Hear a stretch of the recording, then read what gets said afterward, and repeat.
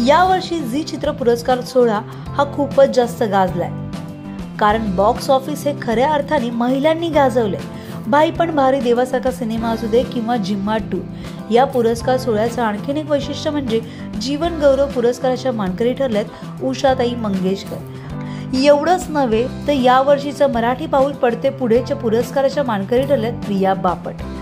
तसेच या सोहळ्यात हिंदी सिनेसृष्टीतील 2 अशा अभिनेत्रींनी उपस्थिती लावली ज्यांनी आपल्या नृत्याने आणि अभिनयाने प्रेक्षकांच्या मनावर राज्य केले। ती म्हणजे अभिनेत्री शिल्पा शेट्टी आणि दुसरी अभिनेत्री सारा अली खान।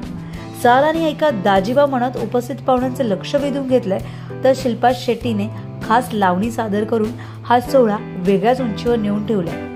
त्यामुळे हा पुरस्कार सोहळा येत्या 16 मार्चला आपल्याला पाहायला मिळणार आहे। त्यामुळे तुम्ही किती एक्साइटेड आहात शिल्पा शेट्टीची लावणी पाहण्यासाठी आणि सारा अली खानचं नृत्य पाहण्यासाठी हे आम्हाला कमेंट बॉक्समध्ये नक्की कळवा।